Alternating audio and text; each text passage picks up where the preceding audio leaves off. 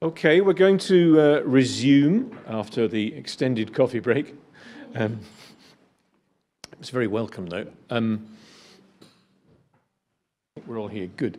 4 more presentations before lunch. First up, past board member of IATM, Joachim Breuninger. I think we first met in Dresden. And our last conference, of course, was in Berlin when we saw a lot of the Technical Museum in Berlin. And we're now going to find out about what's been happening there on his watch. Joachim, you're very welcome.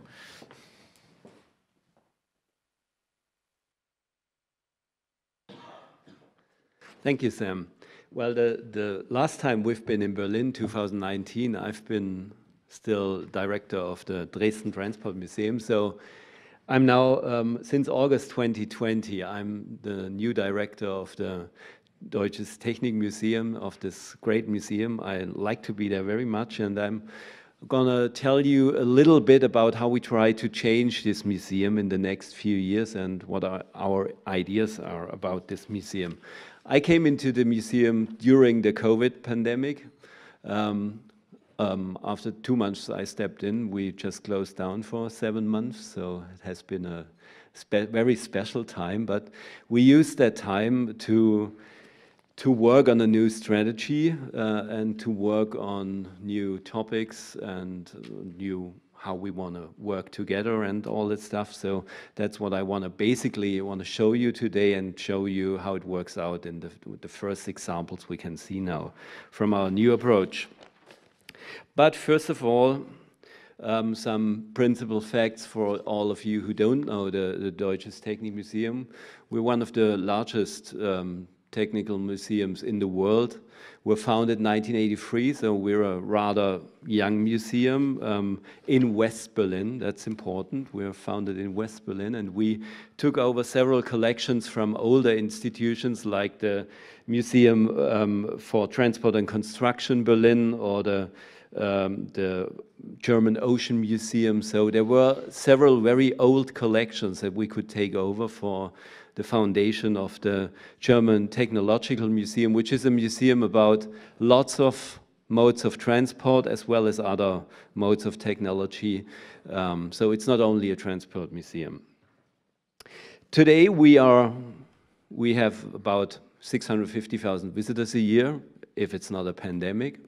We have a budget of 32 million euros a year and 350 employees in 2 companies. So it's a really big museum that works for 28,000 square meters of exhibition space on 60,000 square meters of museum premises right in the center of Berlin. So when you come to Berlin, just visit us next time. It's really in the center, right near Potsdamer Platz. We had troubles in our visitor figures last year too, but we are recovering very fast right now. The last 4 months we were up to more than 100% of 2019, which surprised us very much. So things are going very well. And in fact, we just had, on Saturday, we had the long night of the museums in Berlin, first time since 2019.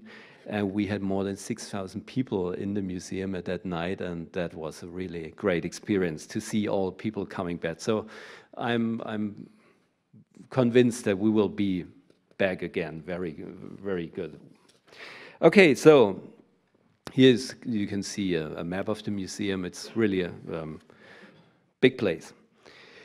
The DNA of this museum, when it was founded in 1983, was and is still very important for us, is that this museum, the German Technological Museum, in contrary maybe to the Deutsches Museum in Berlin, in Munich, always tried to show technology and the human beings. It always tried to show how technology changes human society and how it imposes any consequences on us.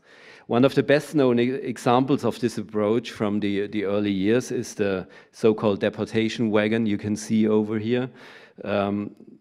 that still tells the entanglement of the German railways in the extermination of the European Jews in our permanent railway exhibition. At that time, this had been a complete new approach on railway history in Germany and I think internationally. And well, today it's kind of an icon in many Holocaust museums, a deportation wagon like this. But it was, so to speak, invented in the Deutsches Technikmuseum. We have different other examples where we try to show the consequences on technology and to society, like our road exhibition, for example, Human Being in Motion, or the exhibition The Net about the internet and how it changes society. But today is not 1983, today is 2022. Things have changed and the requirements to museums have changed dramatically. You know that, you might be following the discussions at ICOM. Has anyone been at the ICOM conference the last days? So you might know better than me what you were discussing there, but as far as I can follow it, there is a big debate on the new definition of museums. And you can see at this new definition that's on debate right now, there is much more on the agenda for museums, like museums shall be polyphonic, participatory, democratizing, inclusive, diverse, and so on and so on. And I think these are really important tasks we have to face, and that's what we want to do too in the Deutsches Technikmuseum. We want to change that museum. And so in the last 2 years, we, as an organization as a whole, underwent a short and intensive strategy progress that I will show you now. We started up by defining our core business. So when you think about what actually is your core business, we started by establishing a small group of employees to develop a first draft of a new strategy and then discuss that on the team day, where all colleagues were invited. And we published our strategy then shortly before Christmas last year, so it's a brand new strategy. And if you want to download it, it's on the website too, but I think it's only in German right now, so. But Google Translate might help here. So, what is our core business? We defined, we are a platform for the critical debate about technology and its history, present and future. We are a place where technology can be experienced together and play together, that's important. Experienced together and playful by trying out, by understanding and by discussing it. I think it's pretty much the same that what Martin told us with his vision and mission, so I think we're on the same road here and doing very similar things. I think in the end it's very much about relevance of museums in our society today. It's about why are we here and what are we doing here in the present and for the future of our museum. So the strategy will change the museum in every respect. I show you just some examples where we will have change. For example, we focus, it looks pretty much the same as Martin just showed us, the slide. We focus on current issues. That's not very surprising, but I think it's really, really important to focus on these issues like globalization, mobility transition, climate change, sustainability and energy turnaround, all these topics, and we will work on that. Our focus, how we will look on our history of technology, will change too. I'm convinced that we as technological museums, we could also be seen as museums of the fossil age. And when you look at maybe railway history, yes, it's the history of the mobilization of the society, it's the history of the beginning of the industrialization and all that stuff, but it's also the history of the beginning of climate change. That's when we started to heat up the planet. And that may be a new approach to our collections, and we will show that in the future. it offers us new accesses to our objects and collections, I think. So how do we do it? And actually, we're just beginning to change it. So it's more or less a workshop report you get here, but we still have some results and we think they're working pretty well. We just started up with a first exhibition that had a complete different topic than all the other exhibitions we did before. The exhibition is called Madness, Illegal Speed Races, and it's about the increasing phenomenon of illegal speed races on German streets. Maybe not only in German streets, but especially in Germany, it's really increasing, this phenomenon. It's the first time a technological museum shows an object like this. You see this rack here, this car here. A car that was crashed in Berlin during an illegal race in which a man actually died. The case was important to German society as it was the first time that the two offenders who made this here, the two offenders were found guilty of murder and attempted murder. They are now in jail right now. And we ask, why is this phenomenon rising in German society? What are the guiding principles, especially for young men, behind that, and what can be done to stop this development? To get this into society, to get debates to maybe change a little bit, we also have a prevention program underway during the exhibition with lots of school children who actually attended this prevention program together with the Berlin police. In fact, it's a collaboration with Berlin police, this exhibition here. And we never had such a media coverage like this exhibition here, partly Europe-wide, with this exhibition. So it shows us we made a point here that we hit a topic that is really relevant for society. The exhibition will move on now to, it just closed yesterday, so you can't see it in Berlin anymore, but it will move on to Munich, to the Deutsches Museum. So that's another point in terms of sustainability. We try to get our exhibitions in the future to be reused in other museums so that it will not go for scrap until after it was shown here. If you want to hear more about it, about the exhibition, further questions to the exhibition, the curator is here. It's Frank Steinbeck over here, who made this great exhibition. And so this was our first try to do different topics than we did before. The next one will be, we call this exhibition Project Lightspeed, and it will open just in a few weeks from now on September 22. And it will be an exhibition about how the mRNA technology works and how it was possible to develop a COVID vaccine in only 10 months from the outbreak of the pandemic to the first vaccine based on that technology. Never before was a vaccine developed that fast. We show in this exhibition online and offline with lots of interviews and other stuff how this tremendous success of science was possible and show how this development will go on in the current COVID-19 pandemic and beyond that. The exhibition will open up right before the pandemic will probably speed up again in Europe in September. And right before there will be, I'm sure, a new debate, at least in German society, maybe in your other societies too, about vaccination, if you have to be vaccinated or not.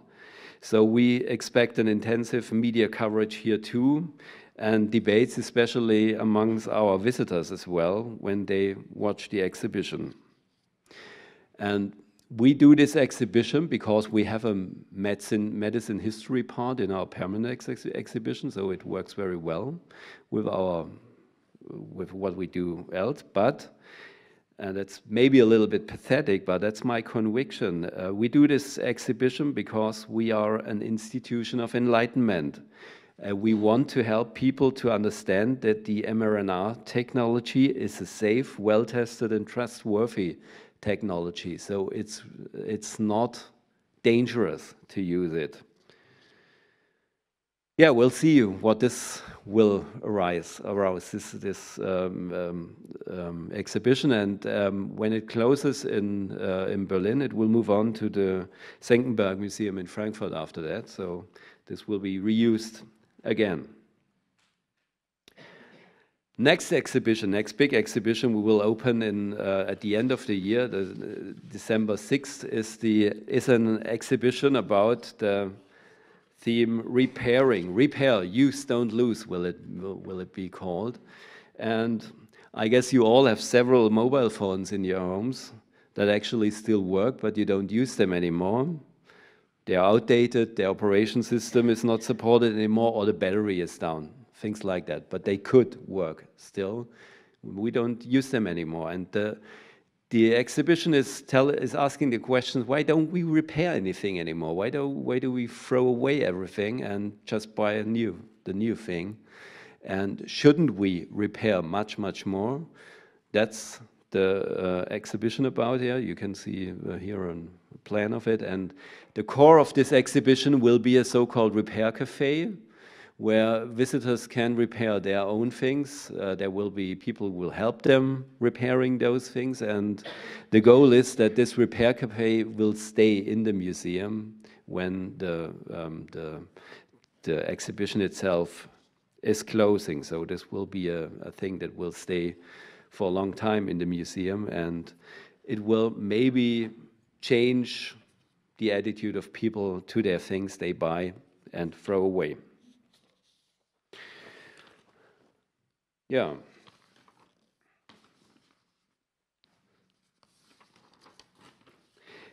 In 2023, there will be an interesting coincidence in Berlin, as we will have two very similar exhibitions going on in the Communication Museum and in the Technical Museum. We will have an exhibition about, maybe you heard about that expedition 2 years ago, the so-called Mosaic expedition, that had been an expedition where a ship was frozen in the North Pole for the entire winter, and they took lots of measurements there, and in the end, it was made by the Alfred Wegener Institute in Germany. So yes, you can have lots of cooperations right now with all these themes. We got that with the Alfred Wegener Institute, and if there had to be a proof that climate change is here, this expedition really brought that. So it's crystal clear now that climate change, man-made, human-made climate change is here. The exhibition will show the results of the expedition, but it will ask the question: what can we do to slow it down, the process, to maybe change the process? What can you as visitor can do? It will be an exhibition that will work with lots of gamification elements, and we're right now thinking about a radical approach then that the gamification part of that exhibition will be only people under 18 will be able to use it, because we will tell all the others, you already screwed up the planet, you're out of the game. So we'll see how this will work out.